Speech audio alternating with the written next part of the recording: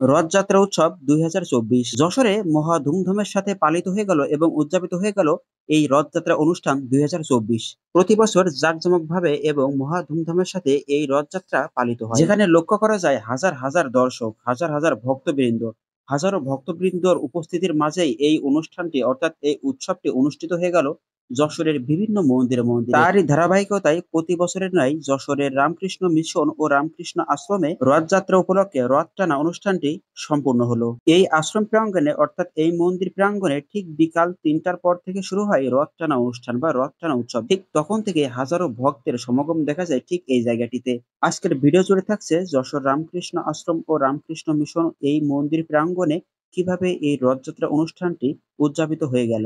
এখানে দেখা যাচ্ছে অনেক অনেক ভক্তের উপস্থিতিতে অনেক বড় একটা দড়ি রয়েছে, এটাই হচ্ছে রথের দড়ি। বলা আছে বা কথিত আছে এই রথের দড়ি টানলে নাকি পুণ্য লাভ হয়। তবে বিশ্বাসে মিলাই বস্তু তর্কে বহুদূর। সনাতন ধর্মাবলম্বীরা বিশ্বাস করে রথের এই দড়ি টানলে পুণ্য লাভ হয়। আর ঠিক এই কারণে এবং এরই ধারাবাহিকতায় ভক্তবৃন্দরা অনেক দূর দূরান্ত থেকে ছুটে এসেছে এই যশোর রামকৃষ্ণ আশ্রম প্রাঙ্গণে। মূলত প্রতি বছর আষাঢ় মাসে মহা ধুমধামের সঙ্গে পালিত হয় রথযাত্রা। আষাঢ় শুক্লা দ্বিতীয়া তিথিতে রথে করে মাসির বাড়ি যান জগন্নাথ, বলরাম ও সুভদ্রা।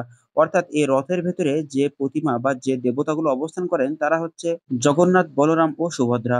প্রতি বছর এই রথযাত্রা দেখতে সারা বাংলাদেশ তথা খুলনা এবং যশোর থেকেই অসংখ্য মানুষ এই যশোর রামকৃষ্ণ আশ্রম এবং রামকৃষ্ণ মিশন মন্দির প্রাঙ্গণে ভিড় করেন। এই বছর রথযাত্রা শুরু হলো আজ ৭ জুলাই রবিবার। আবার আগামী ১৫ এবং ১৬ জুলাই উল্টো রথযাত্রা অনুষ্ঠানটি অনুষ্ঠিত হবে। প্রতি বছর আষাঢ় মাসের শুক্লপক্ষের দ্বিতীয়া তিথিতে পালিত হয় রথযাত্রা। আর আষাঢ় মাসের শুক্লা পক্ষের একাদশী তিথিতে মাসির বাড়ি থেকে ফেরেন জগন্নাথ। একে বলে উল্টো রথযাত্রা। রথযাত্রা বা রথ দ্বিতীয়া একটি আষাঢ় মাসে আয়োজিত অন্যতম প্রধান হিন্দু উৎসব। ভারতের উড়িষ্যা, ঝাড়খণ্ড, পশ্চিমবঙ্গ ও বাংলাদেশ এই উৎসব বিশেষ উৎসাহ উদ্দীপনার মধ্যে দিয়ে পালিত হয়। এছাড়া ইসকনের ব্যাপক প্রচারের জন্য এখন এটি বিশ্বব্যাপী অনুষ্ঠিত হয়।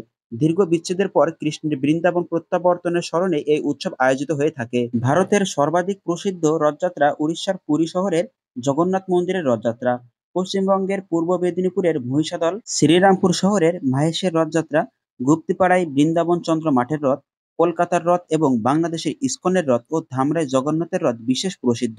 তবে বাংলাদেশের ইসকনের যে রথযাত্রা উৎসব পালিত হয় সেটা সব থেকে বেশি জাঁকজমকপূর্ণভাবে কিন্তু বাংলাদেশে পালিত হয়ে থাকে। আর সেই ধারাবাহিকতায় যশোরের ইসকনে কিন্তু খুব বড়সড় আকারের এই উৎসবটি পালিত হয়ে থাকে।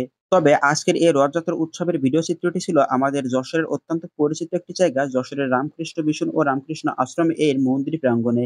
খুব শীঘ্রই যশোরের ইসকন কর্তৃক অনুষ্ঠিত হওয়া বা রথযাত্রা উৎসবের ভিডিও চিত্র আমার এই পেজে আপলোড দেওয়া হবে। সকলকে ভিডিওটি দেখার জন্য অনেক অনেক ধন্যবাদ জানাই।